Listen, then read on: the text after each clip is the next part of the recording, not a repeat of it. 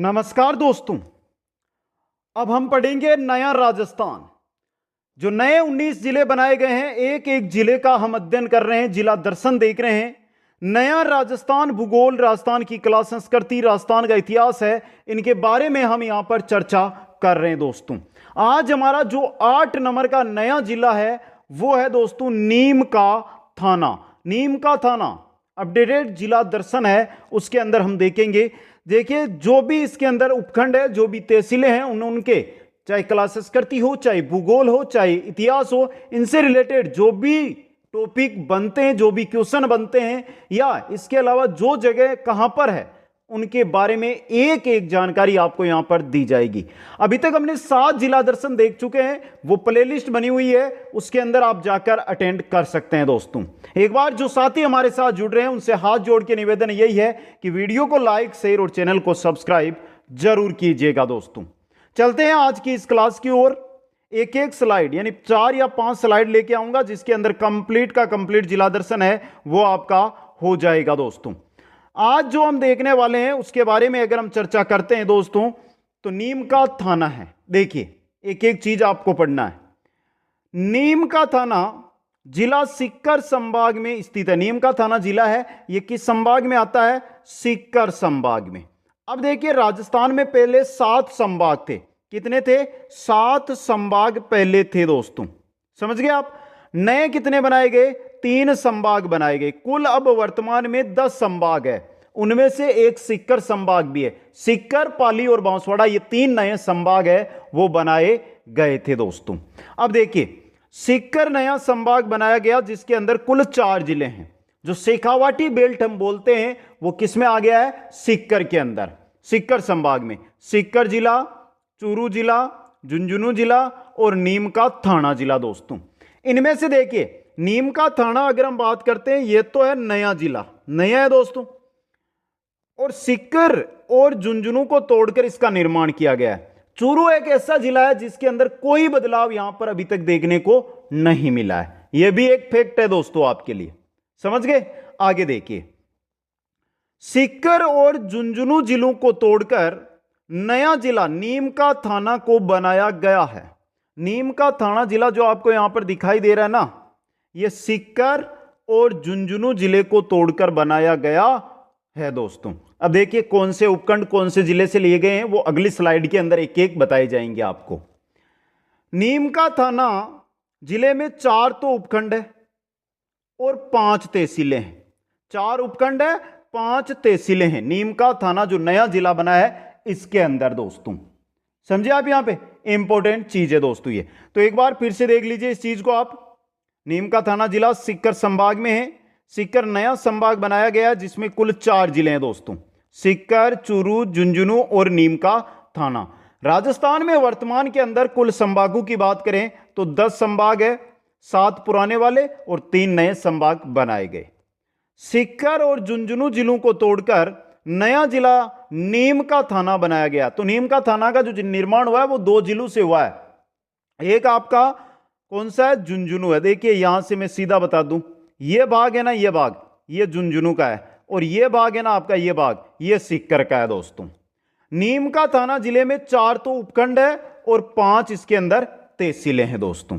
चलिए next slide की ओर। Next slide आपकी स्क्रीन पे लेकर आता हूं, इसको देखिए एक बार। अब देखिए, यहां पे आपको अच्छी तरह समझ में आ जाएगा। थोड़ा सा मैं कलर का है, पेन का कलर है वो अलग कर लेता हूं, जिससे आपको देखने में आसानी हो। अब देखिए, यहां पे झुंझुनू जिले से खेतड़ी व उदयपुर वाटी उपखंड लिए गए हैं। देखिए यहां पे समझने का प्रयास कीजिए। ये तो है आपका खेतड़ी, ये है ना, ये तो है खेतड़ी, और ये यहां पर नीचे दिखाई दे रहा है ना आपको, ये है उदयपुर वाटी। तो ये दोनों जगह है ना, ये दोनों जगह आपकी ये ली गई है झुंझुनू से। कहां से ली गई है? झुंझुनू से ली गई है दोस्तों। सीकर जिले से श्री माधोपुर और नीम का थाना, देखिए ये रहा आपका नीम का थाना। यहां पर देखिए, ये नीम का थाना है, ये उपखंड है नीम का थाना, और ये है श्री माधोपुर। ये 2 सीकर जिले से आए हैं। अब देखिए, यहां पे जो नीम का थाना है ना, ये 2 तहसीलों में बटा हुआ। नीम का थाना उपखंड 2 तहसीलों में, एक तो पाटन है और दूसरी है नीम का थाना। देखिए यहां से, ये देखिए ये रेखा दिखाई दे रही होगी आपको, ये देखिए यहां पर है ना, ये पाटन है और ये नीम का थाना है दोस्तों, ये तहसीलें दो। तो यहां से समझने का प्रयास कीजिएगा फिर एक बार। खेतड़ी और उदयपुर वाटी ये दो उपखंड है, ये आपके झुंझुनू जिले के हैं। और श्री माधोपुर और नीम का थाना जो ये दो उपखंड है, ये है सीकर जिले के। चार तो हो गई तहसील, एक तो खेतड़ी, दूसरी उदयपुर वाटी, तीसरी आपकी श्री माधोपुर, चौथी आपकी नीम की थाना। अब एक जो पांचवी तहसील है वो है पाटन। जो पाटन है ये तहसील किस उपखंड में आती है? ये नीम का थाना उपखंड के अंतर्गत आती है दोस्तों। आगे देखिए, नीम का थाना हरियाणा के साथ अंतर्राज्यीय सीमा बनाता है। यहां पे देखिए एक बार समझने का प्रयास कीजिए। यहां पर जो ये सीमा दिखाई दे रही है ना, ये सीमा ये हरियाणा के साथ लगाता है। ये किसके साथ लगाता है? हरियाणा के साथ। ये भी इंपॉर्टेंट फैक्ट आपके लिए रह सकता है, हरियाणा के साथ सीमा बनाता है दोस्तों।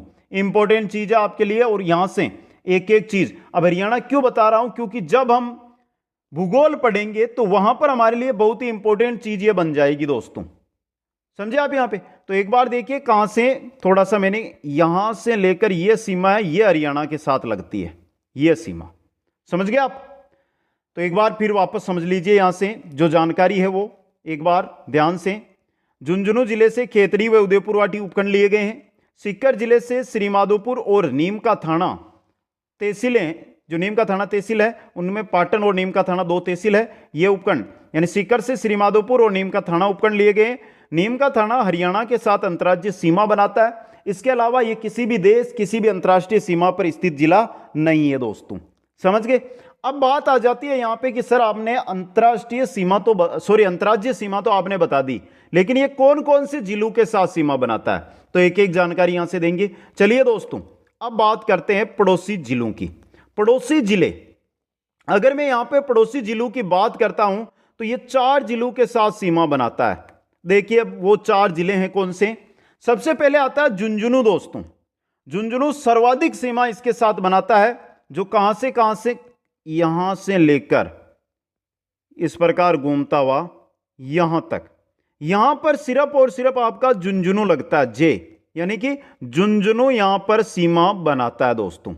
2 नंबर पे आपका आता है सीकर। सीकर आपका जो सीमा बनाता है वो यहां से लेकर यहां तक। तो मैं यहां पे बिंदु से दर्शा दूं इसको, यह सीमा बनाता है सीकर। कौन सा बनाता है? सीकर के द्वारा यह सीमा बनाई जाती है। तो 2 जिले हो गए। तीसरा जिला इसके साथ जो सीमा बनाता है आपका, वो कौन सा है? वो है आपका जयपुर ग्रामीण। यहां से लेकर यहां तक यह है आपका जयपुर ग्रामीण दोस्तों। कौन सा है? जयपुर ग्रामीण। जयपुर ग्रामीण। और चौथा जिला जो नया जिला बनाया गया, कोटपुतली बहरोड, यह सीमा बनाता है आपका कहां से लेकर कहां तक? यहां से लेकर यहां तक। यह सीमा है ना जो मैं यहां डॉट में दर्शा रहा हूं, देखिए यह सीमा बनाता है कोटपुतली बहरोड दोस्तों। तो आपका क्वेश्चन यहां से खड़ा हो जाएगा कि सर आपने जो यह सीमा है, यह सीमा यह तो बताई नहीं, तो यह सीमा लगती है हरियाणा के साथ। किसके साथ? हरियाणा के साथ। हरियाणा राज्य के साथ यह सीमा लगती है दोस्तों। तो 4 जिले जो इसके साथ सीमा बनाते हैं, समझ में आ गए। अब देखिए फैक्ट शुरू होते हैं यहां से आपके। सबसे पहले फैक्ट आ रहा है राम नारायण चौधरी। जब हम किसान आंदोलन पढ़ते हैं ना, किसान आंदोलन, तो किसान आंदोलनों के अंदर राम नारायण चौधरी बहुत जगह नाम आता है दोस्तों। देखिए राम नारायण चौधरी, जो बेंगू किसान आंदोलन हुआ था, बिजोलिया किसान आंदोलन हुआ था, वहां पर सक्रिय भूमिका इन्होंने निभाई थी। उनका जन्म नीम का थाना में ही हुआ था। कहां पर हुआ था? नीम का थाना में दोस्तों। बेंगू व बिजोलिया किसान आंदोलन का इन्होंने क्या किया था? नेतृत्व किया था। और इनकी पत्नी का नाम है अंजना देवी चौधरी, जो पहली महिला थी जो जेल गई थी दोस्तों।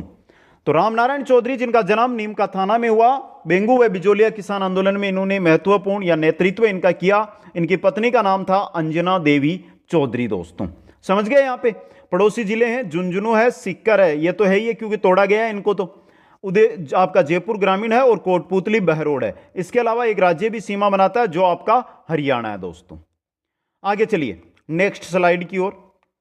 नेक्स्ट जो हमारी स्लाइड आती है वो आपकी स्क्रीन पे आ चुकी है। अब महत्वपूर्ण जब नीम का थाना हम पढ़ते हैं तो आती है हमारे सामने गणेश्वर सभ्यता, एक सुनारी सभ्यता जिसको हम आगे पढ़ेंगे। गणेश्वर सभ्यता कहां पर है स्थित है? नीम का थाना जो जिला है वहीं पर है, ये जो जिला मुख्यालय उसके पास ही ये स्थित है दोस्तों, गणेश्वर सभ्यता। उत्खनन किसने किया था इसका? रतन चंद्र अग्रवाल ने। कब? 1977 के अंदर दोस्तों। ताम्रयुगीन सभ्यता की जननी कहा जाता है। यहां पर जो औजार मिले तांबे के, उनके अंदर 99% तक क्या था? तांबा था, यानी तांबे की शुद्धता थी दोस्तों। इस वजह से इससे सभ्यता को ताम्रयुगीन सभ्यता की जननी कहा जाता है। महत्वपूर्ण चीज यहां पर आ जाती है, गणेश्वर सभ्यता किस नदी के किनारे है? कांतली नदी के किनारे स्थित है दोस्तों। किस नदी के किनारे है ये? कांतली नदी के किनारे ये सभ्यता है जो आपकी स्थित है। यह भी महत्वपूर्ण चीज है आपके लिए दोस्तों। अब देखिए, कांतली नदी है। पहले हम कांतली नदी के बारे में जब भी पढ़ते थे तो दो जिलों का नाम आता था। किनका किनका? एक तो आता था सीकर और दूसरा आता था झुंझुनू। ये दो जिले हम पढ़ते थे ना, कांतली नदी। अब 3 जिलों में बहती है कांतली नदी। सिक्कर से निकलती है, ये खंडेला की पहाड़ियां हैं वहां से, और कहां चली जाती है? नीम का थाना, और फिर आगे चली जाती है कहां पर? ये झुंझुनू के अंदर। समझ गए? तो देखिए, खंडेला की पहाड़ी सिक्कर से निकलती है, नीम का थाना जिले में बहती हुई झुंझुनू चूरू जिले की सीमा पर समाप्त हो जाती है। अब एक फैक्ट वहां से जो क्वेश्चन बनता है, एक बार मैं वापस बता दूं, फिर इसका हम रिवीजन करेंगे। क्वेश्चन बनता है, ध्यान से सुन लीजिएगा। राजस्थान में बहने वाली अंतःपरवा की सबसे लंबी नदी। मैंने कल ये क्या किया था कि जो हमारा चैनल है, ये कुछ हमने ऑनलाइन क्लासेज, यहां पर ये क्विज के अंदर क्वेश्चन डाला था, तो वहां पर मैंने 2 ऑप्शन दिए थे। पहले दिया था गग्गर, आपको कमेंट करके बताना है। पहला दिया था गग्गर और दूसरा दिया था कांतली। ए व बी आप कमेंट करके बताओ। देखें, राजस्थान के अंदर बहने वाली अंतःपरवा की सबसे लंबी नदी कौन सी है? आपको 30 सेकंड का मैं समय देता हूं, आप इसका उत्तर कमेंट करो। राजस्थान में बहने वाली अंतःपरवा की सबसे लंबी नदी। ऐसा अगर क्वेश्चन मिले ना तो कांतली कर देना। 100 किलोमीटर के आसपास ये लंबी है, बहती है दोस्तों, और चूरू में घुसती नहीं है। चूरू की सीमा है, चूरू झुंझुनू की, वहां पर जाकर ये समाप्त हो जाती है। अब यहां पे गग्गर का क्वेश्चन क्या बनता है? क्या गग्गर सिर्फ राजस्थान में बहती है? नहीं, गग्गर हरियाणा से राजस्थान में प्रवेश करती है और हनुमानगढ़, गंगानगर, अनूपगढ़ जिलों में बहती हुई जब ज्यादा बहाव होता है तो पाकिस्तान में चली जाती है। समझे आप? तो वो सिर्फ राजस्थान में नहीं बहती है। हां, अगर ये पूछे ना कि राजस्थान की अंतःपरवा की सबसे लंबी नदी, तो आपको गग्गर करना है। ये पूछ लेना सिर्फ राजस्थान में बहने वाली अंतःपरवा की सबसे लंबी नदी, तो आपको कांतली करना है दोस्तों। आगे देखिए, वापस गणेश्वर सभ्यता स्थित है नीम का थाना में। उत्खनन किया था रतनचंद्र अग्रवाल ने 1977 में। ताम्रयुगीन सभ्यता की जननी इसको कहा जाता है। कांतली नदी के किनारे स्थित है। और गणेश्वर से जो इंपॉर्टेंट क्वेश्चन है वो है 99% तांबे वाला, कि यहां पर जो औजार मिले उनमें तांबे की शुद्धता 99% थी दोस्तों। कांतली नदी खंडेला की पहाड़ियां हैं सिक्कर में, वहां से निकलती है, नीम का थाना जिले में बहती हुई झुंझुनू चूरू जिले की सीमा पर समाप्त हो जाती है। कैसे दोस्तों? देखिए, ये कहां से निकलती है? यहां से निकलेगी, ये आपका हो गया सिक्कर इस प्रकार, यह आ गया यहां पे नीम का थाना, और यह आ गया आपका यहां पे चूरू। तो देखिए, यहां से निकलेगी इस प्रकार बहती हुई, यहां पे यह मान लीजिए कि आपका जो झुंझुनू, यह चूरू आ गया है, तो यहां पर जाकर यह समाप्त हो जाती है। तो यह सिक्कर, यह नीम का थाना और यह झुंझुनू, 3 जिले हो गए। आगे चलिए नेक्स्ट स्लाइड के अंदर। नेक्स्ट हमारी स्लाइड है जो आपकी स्क्रीन पे, यहां से भी बहुत अच्छे अच्छे क्वेश्चन एक साथ आएंगे आपके लिए। देखिए, सुनारी सभ्यता जो पहले झुंझुनू जिले में हम पढ़ते थे, अब आ गई है नीम का थाना में। स्थित कहां पर है सुनारी सभ्यता? खेतड़ी नीम का थाना में। खेतड़ी नीम का थाना में सुनारी सभ्यता स्थित है दोस्तों। वही जिस प्रकार गणेश्वर कांतली नदी के किनारे है, उसी प्रकार सुनारी सभ्यता भी कांतली नदी के किनारे स्थित है दोस्तों। उत्खनन 1980-81 में राजस्थान पुरातत्व विभाग के द्वारा इसका उत्खनन का जो कार्य है वो किया गया था, राजस्थान पुरातत्व विभाग के द्वारा दोस्तों। तो सुनारी सभ्यता स्थित है खेतड़ी नीम का थाना। खेतड़ी तहसील भी है, उपखंड भी है। नीम का थाना का है, ये नीम का थाना जिला लगता है इसका, ये याद रखना। अब खेतड़ी झुंझुनू मत करना, खेतड़ी नीम का थाना आपको करना है। अब देखिए, खेतड़ी नाम आ गया है और खेतड़ी नीम के थाने में है, तो खेतड़ी में बहुत सारी चीजें हैं। देखिए क्या क्या चीजें। खेतड़ी स्थित है नीम का थाना जिले में। देखिए, राजस्थान की ताम्रनगरी किसको कहते हैं? खेतड़ी को। राजस्थान की ताम्रनगरी किसको कहते हैं? खेतड़ी को कहते हैं। खेतड़ी में एक दुर्ग है जिसको भोपालगढ़ दुर्ग के नाम से जानते हैं। शायद आपने बहुत कम जगह यह चीज पढ़ी भी होगी, क्योंकि शायद यह है कि नीम का थाना जो नया जिला दर्शन चल रहा है, लगभग यूट्यूब पे बहुत सारे टीचरों ने करवा भी दिया है। लेकिन मेरा क्या रहता है, मैं एक फैक्ट लेकर आता हूं, हर एक फैक्ट लेकर आता हूं, जिससे आपको जो पुराने नोट्स है उनमें सिर्फ एड ही करना है, ज्यादा नहीं है। और जो साथी नए नोट्स बना रहे हैं ना, उनको तो मजा आ जाएगा ये फैक्ट पढ़कर दोस्तों। हिंदुस्तान कॉपर लिमिटेड संयंत्र, राजस्थान के अंदर हिंदुस्तान कॉपर लिमिटेड संयंत्र है ना, वो खेतड़ी के अंदर ही स्थित है दोस्तों। सेठ पन्नालाल शाह का तालाब, सेठ पन्नालाल शाह का तालाब भी कहां पर है? खेतड़ी में है। रामकृष्ण मिशन भवन है यहां पे, ये राजस्थान में सिर्फ यहीं पर है। रामकृष्ण मिशन भवन कहां पर है? खेतड़ी के अंदर। अब देखिए, खेतड़ी का मेल है जो बहुत प्रसिद्ध है और बहुत एग्जामों में पूछा भी गया। खेतड़ी का मेल जिसको शेखावाटी का हवा मेल कहते हैं। राजस्थान का तो हवा मेल है जयपुर में, लेकिन शेखावाटी का हवा मेल कहते हैं खेतड़ी के मेल को। इसके अलावा इसका दूसरा नाम भी है राजस्थान का भूल भुलैया। राजस्थान का भूल भुलैया भी किसको कहते हैं? खेतड़ी के महल को कहते हैं दोस्तों। एक बार वापस देखिए इनको। सुनारी सभ्यता स्थित है खेतड़ी नीम का थाना में, कांतली नदी के किनारे, और इसका उत्खनन राजस्थान पुरातत्व विभाग के द्वारा 1980-81 के अंदर सुनारी सभ्यता का किया गया था। खेतड़ी में क्या क्या चीजें हैं देखिए। राजस्थान की ताम्रनगरी खेतड़ी को कहते हैं। खेतड़ी में भोपालगढ़ दुर्ग है। हिंदुस्तान कॉपर लिमिटेड संयंत्र खेतड़ी में है। सेठ पन्नालाल शाह का तालाब खेतड़ी में है। रामकृष्ण मिशन खेतड़ी में है। रामकृष्ण मिशन भवन है वो खेतड़ी में है। खेतड़ी का महल जो प्रसिद्ध महल है वो खेतड़ी में स्थित है। खेतड़ी के महल को शेखावाटी का हवा महल उपनाम से जानते हैं, या राजस्थान के भूल भुलैया के उपनाम से भी इसको जाना जाता है दोस्तों। आगे चलिए नेक्स्ट स्लाइड की ओर। अगली जो हमारी स्लाइड आ रही है वो आपकी स्क्रीन पे आ चुकी है, देखिए यहां पे एक यहां पे है गोरीर गांव। गोरीर गांव है दोस्तों खेतड़ी के अंदर नीम का थाना में। ये क्यों प्रसिद्ध है? ये 3 फैक्ट है यहां से। राज्य का पहला 100 केवी का सौर ऊर्जा संयंत्र गोरीर गांव के अंदर ही लगाया गया था। राज्य की पहली महिला मंत्री एवं पहली महिला उप मुख्यमंत्री कमला बेनीवाल का जन्म है वो गोरीर गांव के अंदर ही हुआ था दोस्तों। 2 चीजें हैं जो आपको याद रखनी है। राज्य का पहला 100 केवी का सौर ऊर्जा संयंत्र गोरीर गांव खेतड़ी नीम का थाना, और राज्य की पहली महिला मंत्री कमला बेनीवाल या पहली महिला उप मुख्यमंत्री कमला बेनीवाल, जिनका जन्म कहां पर हुआ था? गोरीर गांव खेतड़ी झुंझुनू में, खेतड़ी नीम का थाना में हुआ था दोस्तों। अब देखिए श्रीमाधोपुर की बात करते हैं तो श्रीमाधोपुर की जो पंसारी की हवेली है ना, ये बहुत प्रसिद्ध है। पंसारी की हवेली, और बहुत बार आया है एग्जामों में क्वेश्चन। पंसारी की हवेली कहां की है? श्रीमाधोपुर की प्रसिद्ध है। एक दिवराला गांव है, दिवराला घटना जो हम पढ़ते हैं, देखिए दिवराला गांव नीम का थाना में है दोस्तों। आजादी के बाद एकमात्र महासती यहां पर हुई थी, रूप कंवर जिनका नाम था दोस्तों, और 4 सितंबर 1987 को यह घटना घटी थी दोस्तों। एक बार वापस देख लीजिएगा इसको। गोरीर गांव खेतड़ी नीम का थाना में है। राज्य का पहला 100 केवी का सौर ऊर्जा संयंत्र यहां पर लगाया गया था। राज्य की पहली महिला मंत्री और पहली महिला उप मुख्यमंत्री कमला बेनीवाल का जन्म गोरीर गांव के अंदर हुआ था। श्रीमाधोपुर की पंसारी की हवेली है जो क्या है? प्रसिद्ध है दोस्तों। इसके अलावा दिवराला गांव नीम का थाना में है जहां आजादी के बाद एकमात्र महासती हुई जिनका नाम रूप कंवर, और 4 सितंबर 1987 की यह घटना थी दोस्तों। समझ गए? आगे चलिए नेक्स्ट स्लाइड में। नेक्स्ट स्लाइड आपकी स्क्रीन पे है, इसको देखिए दोस्तों। अब देखिए एक है पीतमपुरी झील। यह क्वेश्चन बहुत अच्छा बनता है।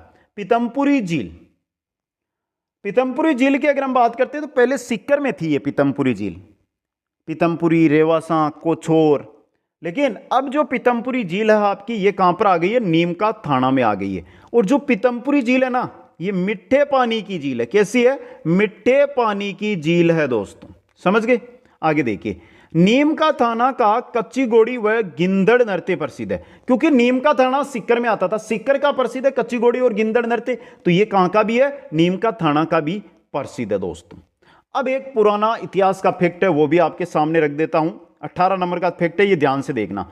शिकागो धर्म सम्मेलन, स्वामी विवेकानंद शिकागो विश्व धर्म सम्मेलन में जाने से पूर्व खेतड़ी आए थे। तो शिकागो धर्म सम्मेलन से जुड़ा हुआ है खेतड़ी हमारा। अब देखिए, खेतड़ी के शासक थे अजीत सिंह ने ही उन्हें स्वामी जी को विवेकानंद नाम दिया था। क्वेश्चन बनकर आ सकता है कभी भी, कोई सा भी एग्जाम हो उसमें, कि स्वामी विवेकानंद जी को विवेकानंद का नाम किसने दिया था? तो खेतड़ी के शासक थे अजीत सिंह जी, उन्होंने दिया था। और स्वामी जी का मूल नाम था नरेंद्र दत्त। क्या नाम था? नरेंद्र दत्त। दोस्तों एक बार वापस इस चीज को समझने का प्रयास कीजिएगा। पीतमपुरी झील नीम का थाना के अंदर है और मीठे पानी की यह झील है। नीम का थाना, कच्चीगोड़ी और गिंदड़ नृत्य यहाँ का प्रसिद्ध है। शिकागो धर्म सम्मेलन जिसमें स्वामी विवेकानंद सम्मिलित होने जा रहे थे, शिकागो विश्व धर्म सम्मेलन था, उससे पहले ये खेतड़ी आए थे।